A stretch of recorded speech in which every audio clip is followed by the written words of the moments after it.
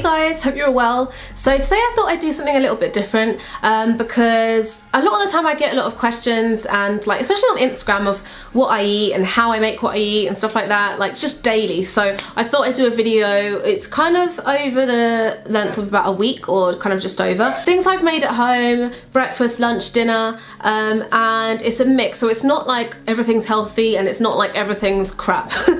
So it's a bit of a mix of meals that I eat or we've been eating at home or out. I think I got one that's out and about. Hopefully it's kind of relatable. Hopefully it can give you a little bit of inspiration, and I hope you guys like it. Let me know, and let me know if you want me to do this again, because then over the coming weeks I'll film what I make. So we start with one of my breakfasts of the week. So here I used about half an avocado, just smashed it up using my fork, the back of my fork. Added some lemon juice. I'd usually use fresh lemon, but I don't think I had it that day. Bit of garlic, and then I also love to add some chili flakes, and then put it on top of the Ryvita. You can have any Ryvita you want, obviously. And then I had a little side salad with it, so I used olive oil, salt and pepper, and chowed down.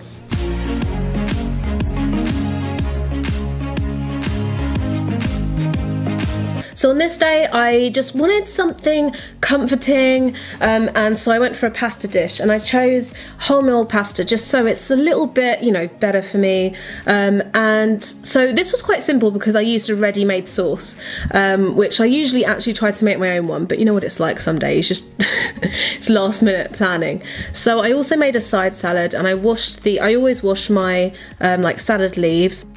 Then I chopped up some spring onions to add that to the mix, and then also half an avocado again. You'll see I eat a lot of avocado during the week, and also a lot of olive oil, but it's good for you.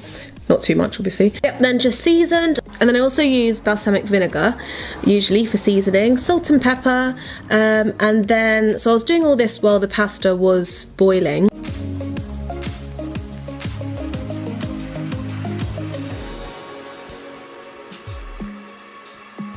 So when the side salad was done, I went and drained my pasta.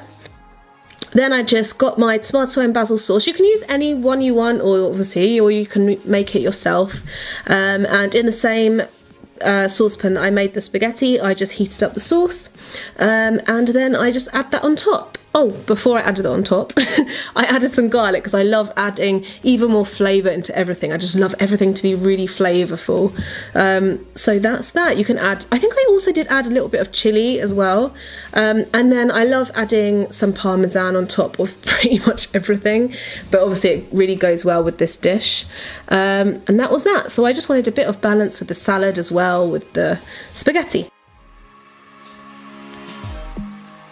So these bits are a bit random, but I just wanted to show some other examples of what I, you know, will eat when I'm out and about. So we went to Jamie's Deli, and I had a really healthy, really wholesome lunch there.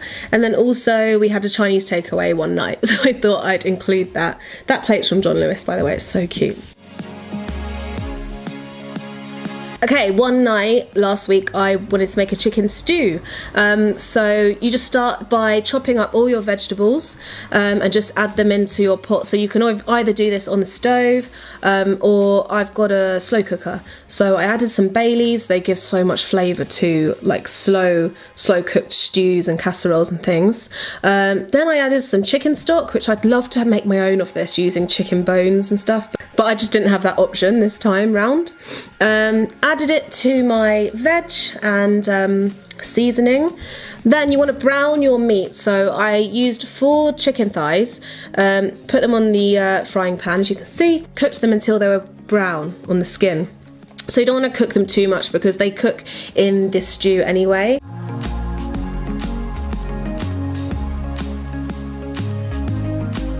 Then I added the chicken on top, poured over some more chicken stock because you want it to just cover all of your ingredients, because the ingredients soak up the water and the flavour also. And then give it a good stir, and then I'd probably add a bit more seasoning, whatever you want, salt and pepper, and then cover, and that cooked for about 8 to 10 hours. And what I actually forgot this time was to show you the after of the stew. I'm really sorry, but it turned out amazingly. Next is my tuna salad. I make this quite a few times a week because I just love it. I find it so tasty and really easy to make. So just really basic ingredients. You want any lettuce. I usually add some tomatoes. And sometimes I add sweet corn. That's why it was there at the beginning, for some sweetness.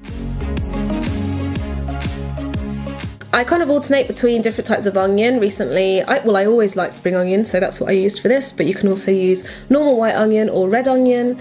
And I use about half a can of tuna because I find it quite filling, because, you know, it's the protein. For me, it's quite filling.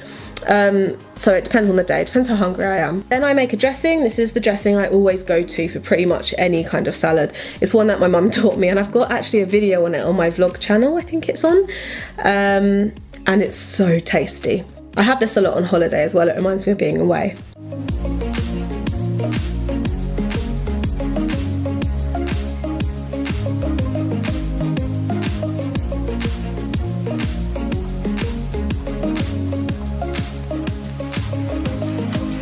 Okay, so this breakfast actually went a little bit wrong at the beginning. As you can see, that pan is really hot, and usually I don't have it that hot, but I just kind of panicked. So this one's really, really simple. I just made some two eggs, but with one yolk. So I just threw one of the yolks away, but used 2 whites.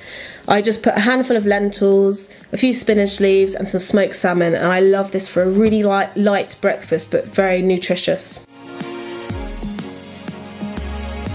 So the last one here is made by Jason, my boyfriend, if you don't know him. And so all you need for this is quite simple. It's some really nice ciabattas or some nice rolls or bread.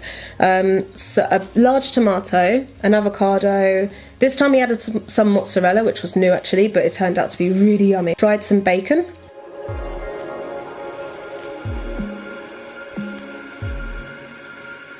Pop the ciabattas in the toaster, because you want them to be all warm and crispy. Franklin's hanging around, hoping for some food. Then I think he just sliced the mozzarella balls just a few times, not too much. They were still quite chunky. Then drizzled some olive oil on the ciabatta, placed the bacon on, then placed the other ingredients on top, and then also added some oregano at the end, and it gives a really nice kind of Italian taste to it. Just adds a bit of edge. So this one is a bit of a mix. I mean, it's not the healthiest, but it's not the worst for you. It's better than going and getting a Big Mac or something. And it's so tasty. So try it out. These ciabattas are from M&S and we love them. There's olives in them, so we're obsessed with olives. And that's it. So I hope you liked this mix up of food and let me know if you want to see more.